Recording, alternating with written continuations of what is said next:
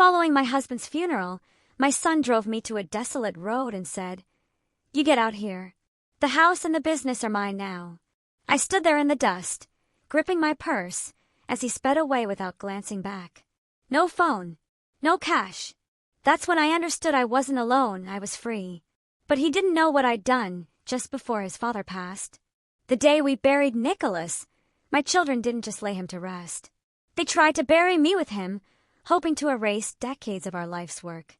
What kind of heart turns on its own mother, plotting to steal everything right over their father's fresh grave?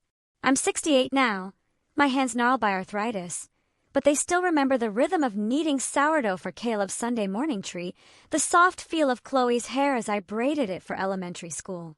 You see, before everything shattered, I was just a mother who believed she had raised good children in a home filled with love and the honest sweat of our brows. 14 agonizing months. That's how long Nicholas's pancreatic cancer took to kill him. It's a silent executioner, truly, giving you just enough time to get your affairs in order, but never enough to truly live with that knowledge, that creeping shadow. At first, we kept it between us. Our kids were always so busy. Caleb, consumed by his high-flying financial consulting career in Boston, seemed to miss every major holiday. And Chloe, her perpetually failing wellness businesses in Denver always needed another investment from her dad. "They don't need this burden yet," Nicholas had slurred one evening, staring at the ceiling. The morphine dulled his pain, yes, but never his boundless love. Let them live their lives a little longer without the shadow. I nodded, because I loved him, because my heart ached for his comfort. But deep down I knew better. I knew our children. When they finally arrived at our modest farmhouse on the outskirts of Millfield, Pennsylvania, the same house where they'd grown up, where Nicholas and I had painstakingly built Canton family orchards from 20 neglected apple trees into one of the most respected organic fruit operations in the state, they didn't come with comfort. Oh no, they came with questions about the will. "Mom, I'm just trying to be practical," Caleb said, his voice taking on that condescending edge he'd perfected somewhere around his first six-figure bonus.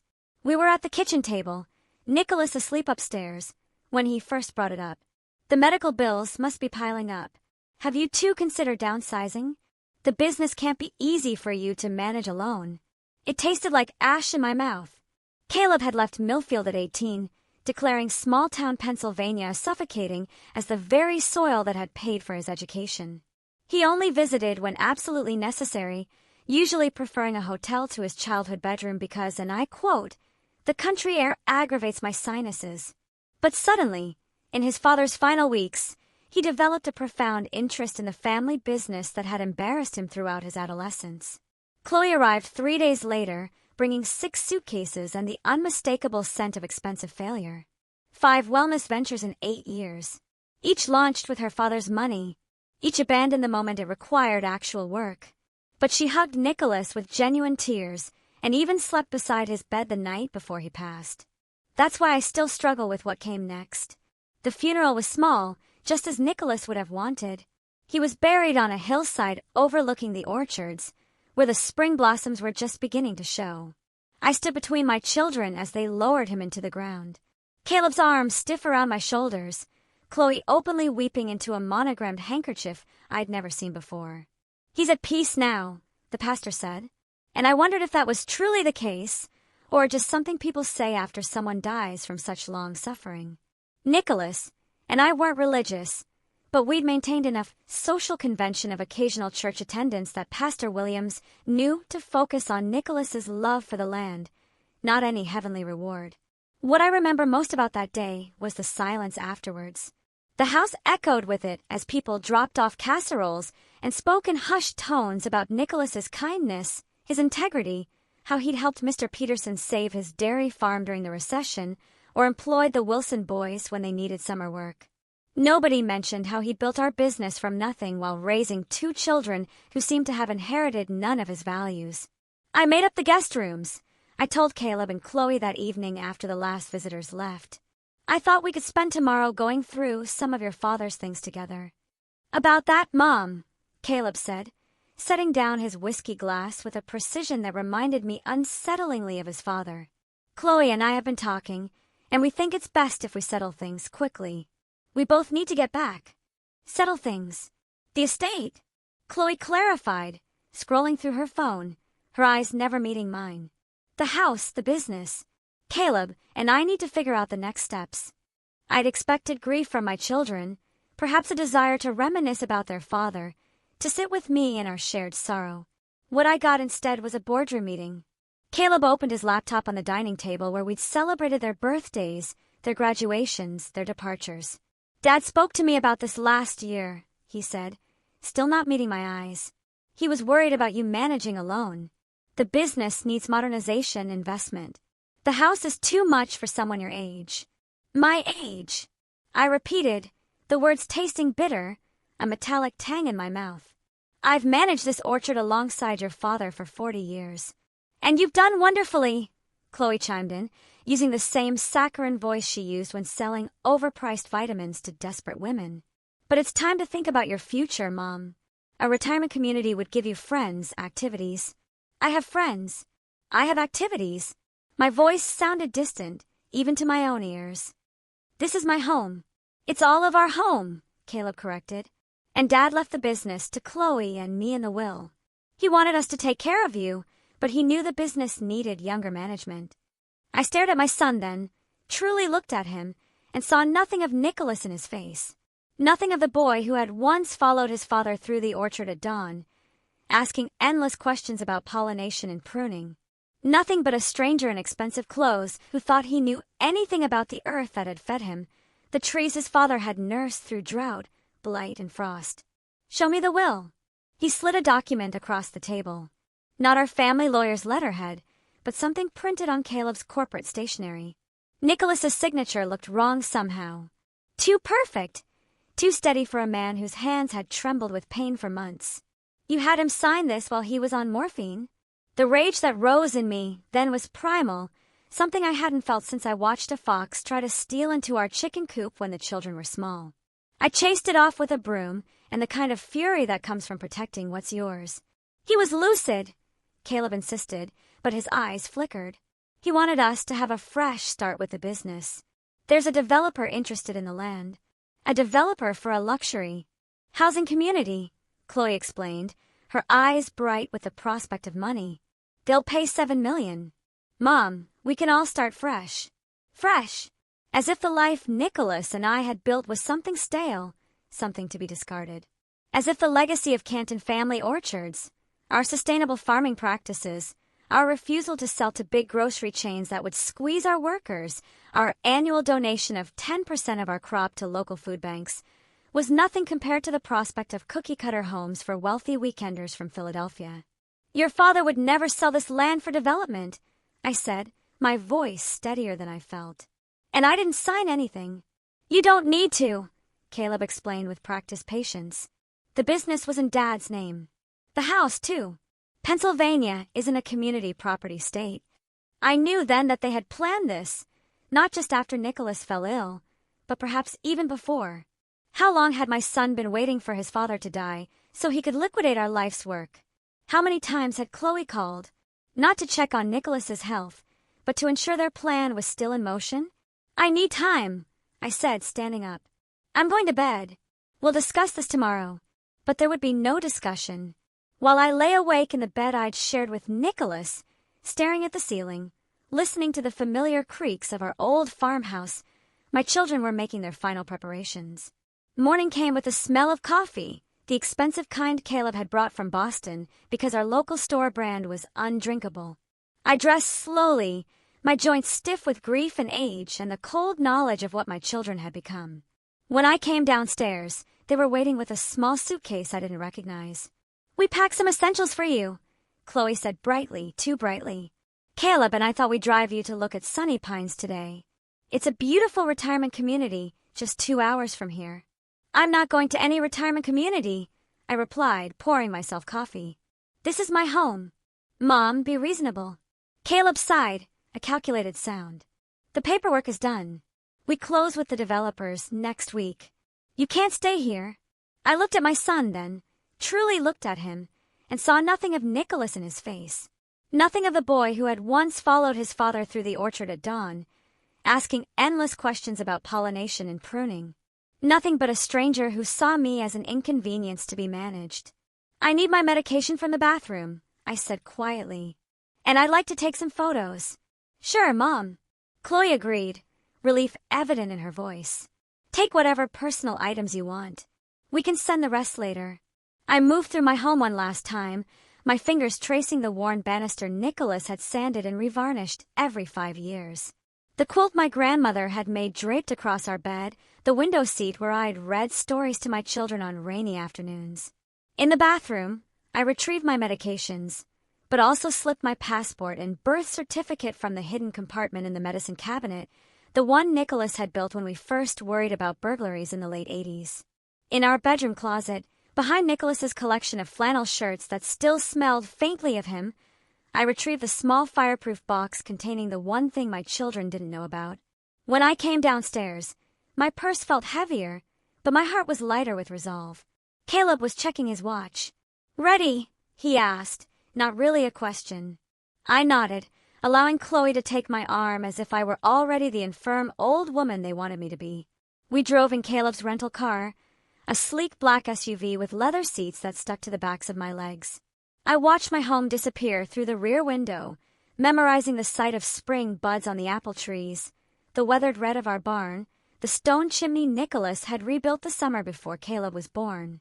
We drove past Millfield's small downtown, past the elementary school where I'd volunteered, past the community center where I still taught quilting on Wednesday evenings. But instead of continuing on the highway toward the larger towns where retirement communities clustered, Caleb turned onto County Road 27, a rural route that cut through farmland before eventually connecting to the interstate. 20 minutes later, he pulled onto the shoulder beside an empty field. The engine idled as he turned to look at me. "This is where you get off, Mom," he said, his voice eerily calm.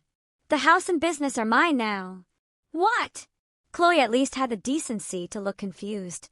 "Caleb, what are you doing?" "What we discussed," he snapped, his control slipping. "Mom's not going to make this easy. She'll contest the will, make scenes, embarrass us with the developer. This is cleaner. She has her medication, some clothes. There's a gas station about 5 miles up.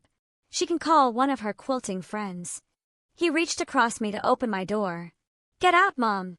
I looked at my son, searching for any sign of the child I'd loved, and found nothing. Then I turned to my daughter, whose wide eyes darted between us, her mouth opening and closing like a fish. "Chloe," I asked, but I already knew she'd go along with him. She always had. "I'm sorry, Mom," she whispered, her voice barely audible. "It's just, we need this money. I have debts."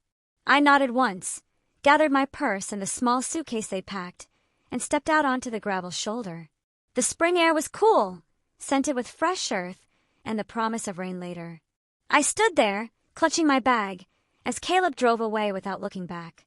Chloe's pale face was visible through the rear window until they crested a hill and disappeared. No phone, no money. Or so they thought. Just my name, and what they didn't know I still owned. And that's when I realized I wasn't alone. I was free. Free from pretending these people deserved my love simply because I'd given them life. Free from the weight of maternal obligation to children who saw me as nothing but an obstacle. I started walking, not toward the gas station Caleb had mentioned, but toward a future they couldn't imagine. In my purse was my passport, my medication, and a deed. The original deed to 20 acres of land in my maiden name, purchased before I married Nicholas, before Canton Family Orchards expanded. The most profitable 20 acres, as it happened, which included water rights that any developer would need. My children thought they'd left me with nothing. They were about to learn how wrong they were. The walk to town took nearly 2 hours. My shoes, sensible flats I'd worn for my husband's funeral, weren't made for country roads. By the time I reached Miller's Gas and Grocery at the edge of Millfield, my feet were blistered, and the afternoon sun had burned my neck. I didn't care. Pain has a way of clarifying things. And with each step, my purpose had crystallized. I didn't go inside immediately. Instead, I sat on the bench outside, watching pickups and sedans come and go. Normal people living normal lives who had no idea that Naomi Canton, who judged their apple pies at the county fair for 20 years, had just been abandoned like roadkill by her own children. Mrs. Canton? I looked up to see Ray Miller himself, third-generation owner of the store, wiping his hands on his apron. You all right? You're looking a bit peaked. Just resting, Ray. Been a long day. He nodded, glancing at my suitcase. Real sorry about Nicholas. He was a good man. Yes, he was. I straightened my spine. Ray, could I use your phone? I seem to have forgotten mine. Of course you can. He led me inside, past the beer coolers and snack aisles, to the small office behind the counter. Take your time. I didn't call any of my quilting friends as Caleb had suggested. I called Vincent Hargrove, our family lawyer of 30 years. Naomi, I tried reaching you yesterday. I was surprised not to see you at the reading. My hand tightened on the receiver. What reading? Vincent was silent for a moment. The will reading. Your son presented a document, but I had concerns. I've been trying to contact you. I've been indisposed, I said, my voice steady despite the rage building inside me. Vincent, I need your help, and I need discretion. You have both. My office, 1 hour. I'll be there. I bought a cheap prepaid phone with cash I kept hidden in a compartment of my purse. Emergency money Nicholas had insisted we both carry after getting stranded with a flat tire years ago. I also purchased a bottle of water and a sandwich I had no appetite for. Ray refused to take my money. Naomi, you need anything else? You just ask. His kindness nearly broke me. Nearly. But I hadn't cried when they lowered Nicholas into the ground, and I wouldn't cry now. Vincent's law office occupied the second floor of a Victorian on Main Street. When his secretary saw me, her eyes widened. Mrs. Canton, Mr. Hargrove is expecting you. She hurried from behind her desk. Can I get you anything? Water. Coffee. I'm fine, Helen. Thank you. Vincent met me at his office door. His tall frame stooped with age, but his eyes were sharp as ever. He'd been a year behind Nicholas in school, had handled our business incorporation, our wills, everything legal in our lives. Naomi! He guided me to a leather chair, then sat not behind his desk, but in the chair beside me. Tell me what's happening. So I did.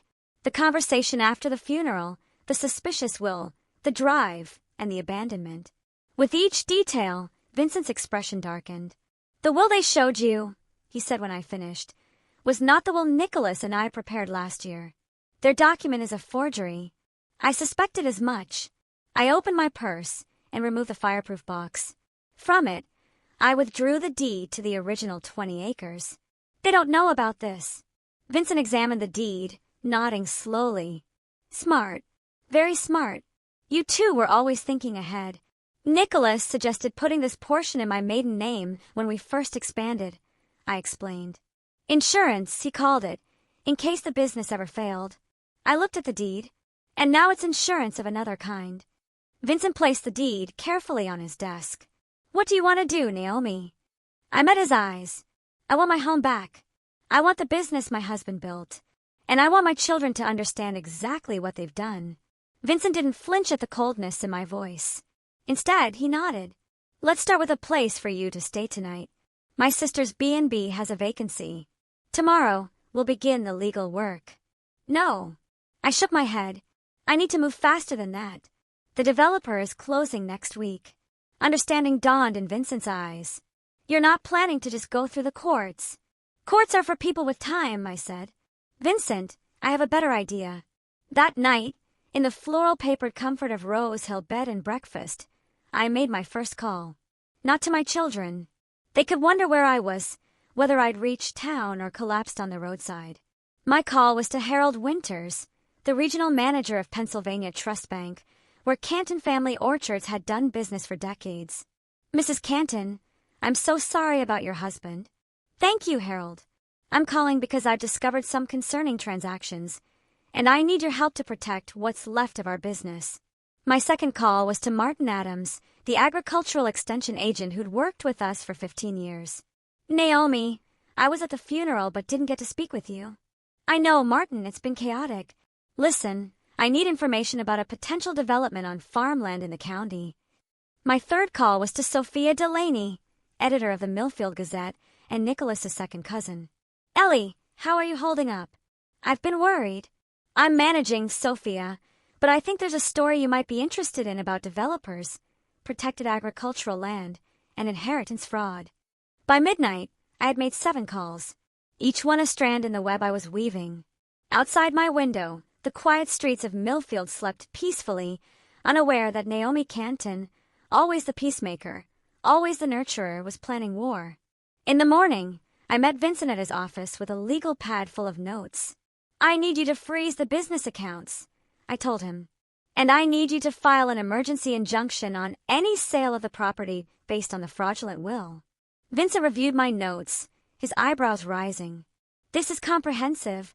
I had 40 years with Nicholas. I know every contract, every client, every detail of that business. I leaned forward, and I'm going to use all of it. Your children won't take this quietly. I'm counting on it. By noon, the pieces were in motion. Vincent had filed the emergency injunction. Harold had frozen the business accounts pending investigation of suspicious activity. Martin had contacted the Environmental Board about protected wetlands on the proposed development site. Wetlands that, as it happened, were on my 20 acres. I sat in Vincent's office, watching the clock tick toward 1 p.m., when my children would discover that their carefully constructed plan had hit its first obstacle. My phone rang, the new prepaid one whose number they shouldn't have known. But Vincent had made sure they'd gotten it. I let it ring 4 times before answering, my voice calm. This is Naomi. Mom! Caleb's voice crackled with barely contained fury. What have you done? I smiled, though he couldn't see it. I've only just begun. Mom, be reasonable. Caleb's voice hardened through the phone. You can't just freeze accounts and file injunctions. Do you have any idea what you're doing to our deal? Your deal, I corrected. Not mine, not your father's. Where are you? Chloe cut in, her voice shrill. Caleb had clearly put me on speaker. We'd been worried sick. The lie hung between us like a poison cloud. They hadn't called the police, hadn't contacted friends. They'd been too busy finalizing their betrayal. Worried that I survived. I asked, my voice perfectly level. Worried that I didn't conveniently disappear. That's not fair. Chloe whined. Caleb made a mistake. Shut up, Chloe. Caleb snapped. I smiled into the phone, already fracturing. Listen carefully. I'm giving you one chance to walk away with something. Withdraw your fraudulent will. Sign the business and house back to me. In return, I'll give you each a one-time payment of $50,000. After that, we're done. Caleb laughed. An ugly sound. You're delusional. You have nothing. The will is legal. The will is a forgery, Vincent interjected, leaning toward the speakerphone on his desk. As the lawyer who drafted Nicholas Canton's actual will, I can testify to that. Silence stretched across the line. You have 24 hours, I said. After that, the offer expires, and I proceed with fraud charges. I hung up before they could respond. Vincent leaned back in his chair. You realize they'll probably refuse? I'm counting on it. I stood, gathering my purse. Now I need to visit the bank in person. The next 24 hours passed in a blur of paperwork, phone calls, and quiet meetings in back offices throughout Millfield. People who had known me for decades, known us, Nicholas and me, stepped up with information, signatures, and support. Not out of pity, but out of respect and perhaps a touch of relish at seeing the Canton children, who had abandoned their hometown for shinier places, get their comeuppance. By evening, I'd moved into a small apartment above Lucille's bakery. The owner, Lucille Brennan, had been my friend since our children started kindergarten together. Stay as long as you need, she said, pressing the key into my palm. That boy of yours never did right by this town, or by you and Nicholas. I slept surprisingly well that night, lulled by the familiar smells of bread and pastry rising from below. In the morning, I dressed in clothes Lucille had lent me, a pair of jeans and a sweater that fit well enough, and prepared for war. At precisely 9 a.m., when the deed office opened, I filed paperwork asserting my ownership of the original 20-acre property that included the main house, the barn, and most critically, the water access that any developer would need. At 10 a.m., I met with the Agricultural Board about conservation easements Nicholas and I had quietly put in place years ago, restrictions that would make development nearly impossible, even if Caleb somehow managed to sell.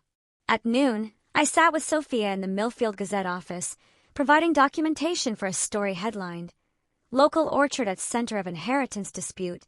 Developer Plans Threaten Protected Agricultural Land." By 2 p.m., my phone was ringing again. "The offer's off the table," I said by way of greeting. "Mom, you're making a terrible mistake." Caleb's voice had lost its edge of superiority, replaced by something closer to panic. "The developer lawyers are threatening to sue if we can't deliver as promised." "That sounds like your problem." "Our problem." Chloe broke in. "Mom, please.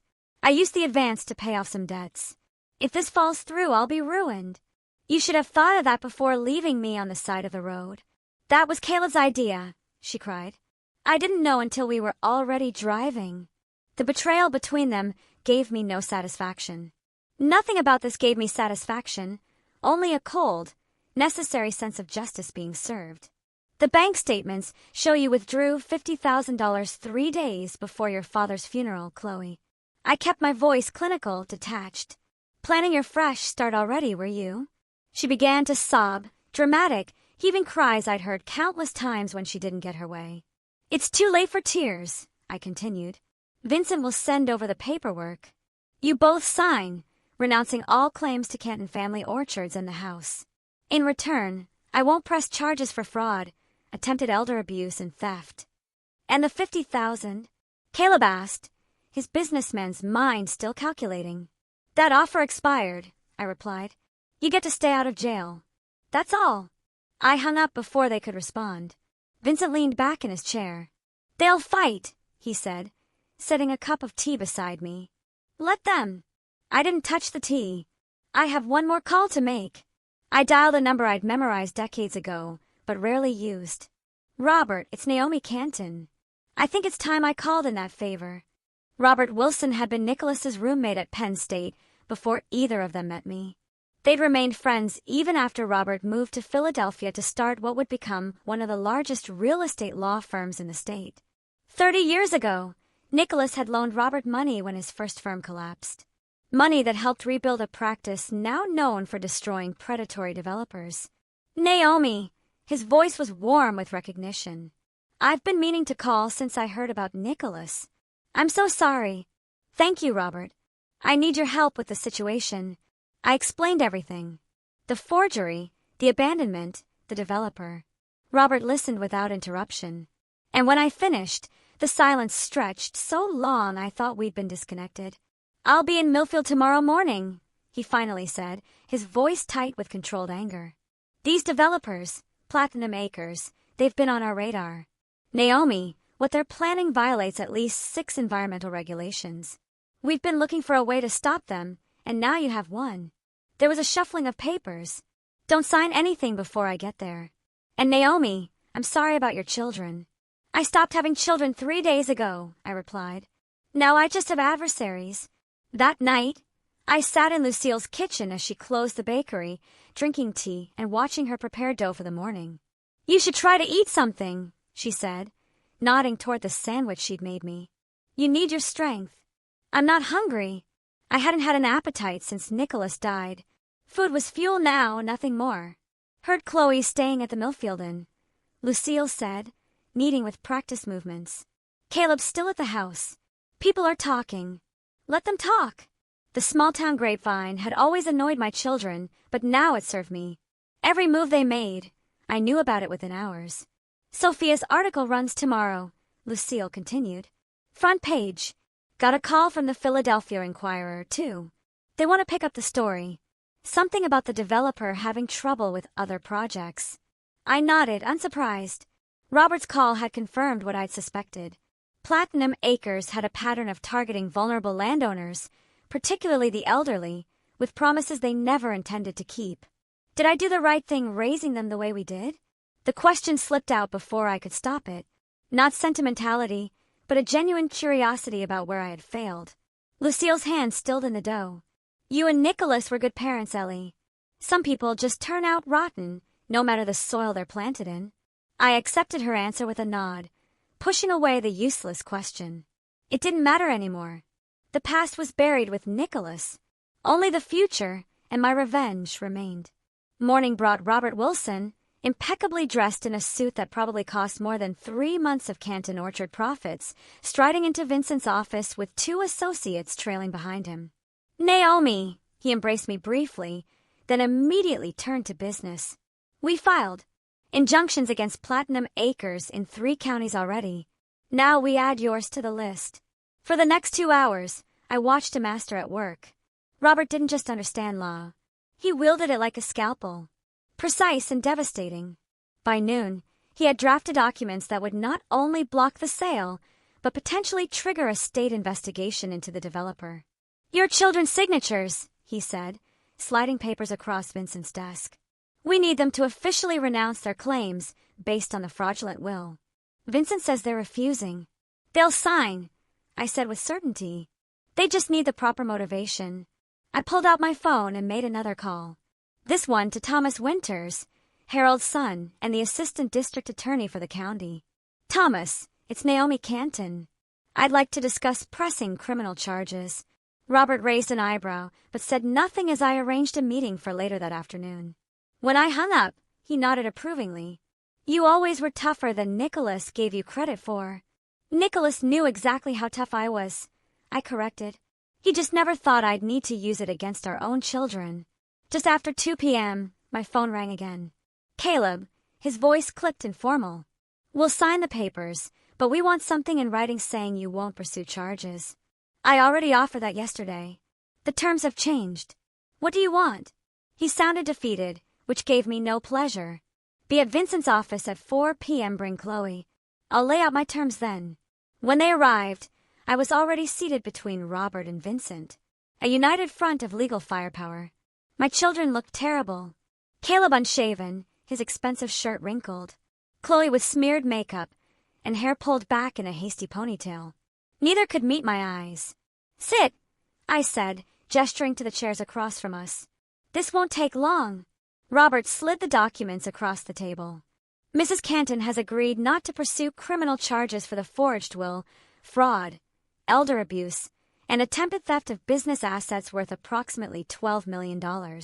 In exchange, you will both sign these papers acknowledging the will was fraudulent, renouncing all claims to Canton Family Orchards, the residential property, and all associated assets." Caleb skimmed the document, his face paling. "This says we forfeit our inheritance entirely." "Yes," I said simply. "But that's—" Chloe began. "Exactly what you tried to do to me," I finished for her. "With one difference. I'm offering you a legal way out, not abandonment on a roadside." "Mom, please." Chloe's voice cracked. "I know we made a terrible mistake, but—" "Stop." I held up my hand. "This isn't a negotiation. Sign, or I walk across the street to the DA's office and file charges. Thomas Winters is waiting for my call." At the mention of the assistant district attorney, Caleb's already pale face went ashen.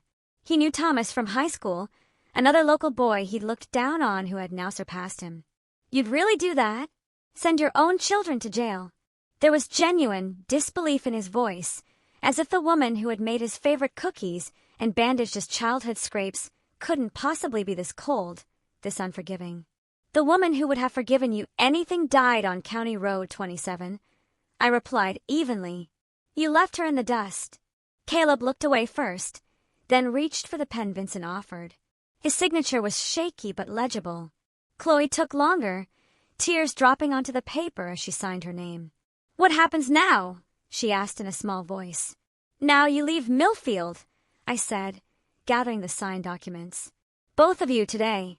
If I see either of you in this town again, I will press charges regardless of what you've signed." "And the developer?" Caleb asked, a last attempt at salvaging something. Robert smiled thinly. "Platinum Acres will be formally notified that the property is not, and was never for sale. They'll also be receiving notification of our intent to file suit for their part in what appears to be a conspiracy to defraud a widow." They left without another word, shoulders slumped in defeat. I watched through Vincent's window as they walked separately to their cars, Caleb to his rental, Chloe to her flashy red convertible that Nicholas had helped her buy last year. Neither looked back at the office. Neither looked at each other. "It's done," Vincent said quietly, placing the documents in his safe. But it wasn't done. Not yet. The legal battle was won, but the war, my war, had one final act. I need a ride, I told Robert. Where to? Home. The Canton farmhouse looked exactly as I'd left it 4 days earlier. White clapboard siding glowing in the late afternoon sun. Nicholas's rocking chair still on the front porch where he'd spent his last mobile days watching the orchard bloom. Only Caleb's rental car in the driveway marked any change. Want me to come in with you? Robert asked as he pulled up behind it. No, this part I'll do alone. Inside, the house was eerily quiet. I moved through the first floor, noting small disturbances. Caleb's laptop on the dining table, a half-empty whiskey glass beside it. Muddy shoes by the door that he would never have left there when he lived here. Caleb, I called out, my voice echoing through the rooms that had witnessed 40 years of my life. No answer. I climbed the stairs, my hand trailing along the banister Nicholas had carved by hand our first year in the house. At the top, I noticed our bedroom door ajar, light spilling into the hallway. I pushed it open. Caleb stood by the window, staring out at the orchard, his back to me. The room had been ransacked, dresser drawers pulled out, closet doors open, Nicholas's possessions scattered across the bed we'd shared for 4 decades. Looking for something? I asked coldly. He didn't startle, didn't turn around. I know there has to be more. Dad wouldn't leave everything to you. Your father trusted me, I replied, something you clearly never learned to do. Now he did turn, his face twisted with something between rage and desperation. You've destroyed everything. The deal's collapsed. Chloe's creditors are calling. My firm is investigating why I took so much time off without explanation. Actions have consequences, I replied simply. Is that what this is? A lesson? He laughed bitterly. Not a lesson, I corrected. Justice. I moved to the bookshelf and pulled out an old leather-bound copy of Walden, Nicholas's favorite book, the one he'd read aloud to me during long winter evenings when the children were asleep. From between its pages, I withdrew a sealed envelope. Your father wrote this for you the week before he died. I was going to give it to you after the funeral, before I understood what you really were. Caleb reached for it, but I held it back. Did you even grieve for him? Or were you too busy planning how to profit from his death? Something flashed across his face. Perhaps shame. Perhaps just annoyance at being caught. I love Dad. You love what he provided. I corrected. Security. Status. The safety net for your riskier ventures. What was it this time, Caleb? Another bad investment? Gambling debts? His silence was answer enough. Your father built something that would have sustained generations if you'd had the patience to nurture it. I placed the envelope on the dresser. Instead, you try to sell it for quick cash. The orchard business is dying, he snapped. Dad was too stubborn to see it, too tied to outdated ways. The development would have made you rich, while destroying everything your father valued, everything I valued. You could have had a comfortable retirement, a condo in Florida. No worries, except the worry of living with the knowledge that I'd allowed my husband's legacy to be bulldozed for vacation homes. Caleb shook his head as if I were the one being unreasonable. Even now, he couldn't understand. Take the letter and go, I said. Read it or don't. But either way, this is the last time you'll set foot in this house. He snatched the envelope and pushed past me without another word. I listened to his footsteps on the stairs, the slam of the front door, the engine of his rental car roaring to life. Only when the sound had faded completely did I allow myself to sit on the edge of the bed, surrounded by the wreckage of Caleb's final violation. I didn't cry. I hadn't cried since that moment on County Road 27, when I realized my children had become strangers. Instead, I began to put the room back in order, folding Nicholas's flannel shirts that still smelled faintly of him, gathering scattered photographs, restoring order to the chaos my son had left behind. As darkness fell, I moved to the kitchen and made a cup of tea, carrying it to the front porch, where I settled into Nicholas's rocking chair. Above me, stars began to emerge in the clear spring sky. Below, the orchard stretched into darkness. The trees we'd planted together, now mature and strong. My phone rang. Vincent, checking on me. I'm home, I told him. Caleb's gone. And you're all right there alone. I've been alone since Nicholas died, I replied. The difference is now I know it. 3 months later, I sat in the same chair watching the summer sunset over an orchard heavy with ripening fruit. The harvest would be good this year, perhaps our best ever. Not that I would handle it alone. The new manager I'd hired, Martin Adams's daughter, Lisa, had already proven herself more than capable. My phone chimed with a text from Lucille. "Front page again. Thought you'd want to see." The attached image showed the Philadelphia Inquirer's business section. Platinum Acres CEO indicted in fraud scheme. The subheading mentioned Canton Family Orchards as the case that had triggered the investigation, ultimately revealing a pattern of elder exploitation spanning 3 states. I set the phone aside, feeling nothing but a quiet satisfaction. Justice, not revenge. Perhaps they were the same thing after all. Another text arrived, this one from an unknown number. "Mom, please. It's been months. Can we talk, Chloe?" I deleted it without replying, just as I deleted the 12 before it. She had begun reaching out after the scandal broke, after her creditors took her car, her condo, everything she owned to cover debts she'd accumulated, expecting the windfall from the orchard sale. Caleb never contacted me at all, though Vincent heard he'd been asked to resign from his firm when his connection to the fraud investigation came to light. My children were learning the hardest lesson. Some bridges, once burned, can never be rebuilt. Some betrayals cut too deep for forgiveness. As darkness settled over the orchard, I rocked gently, listening to the night sounds. Crickets chirping, a distant owl, the creak of a chair against weathered boards. In my lap lay a notebook where I'd begun sketching plans for Canton Family Orchard's future, a farm-to-table restaurant in the old barn, educational programs for local schools, expansion of our organic practices. Nicholas would have loved these ideas. We discussed similar dreams before his illness consumed our conversations with treatments and pain management. "I'm doing it, Nicholas," I whispered to the night air. "Everything we planned, everything they tried to destroy." Tomorrow I would meet with the lawyer handling the formation of the Nicholas Canton Agricultural Scholarship, a fund for local students pursuing sustainable farming, funded by the profits my children had tried to steal. Next week, I would host the first community harvest dinner, inviting the neighbors and friends who had rallied around me when I needed them most. And in the quiet evenings, I would sit here in Nicholas's chair, watching over the orchard we had built. The legacy that would continue without our children, strong and enduring as the trees themselves. Not alone, after all, just free. That's my story. Some of you might judge me harsh, unforgiving. Some might call it cruelty to cut off my own flesh and blood so completely. But remember what I told you at the beginning. Betrayal from those you've carried in your heart is a wound that transforms you. It burns away sentimentality and leaves something harder, clearer in its place. My children made their choice that day on County Road 27.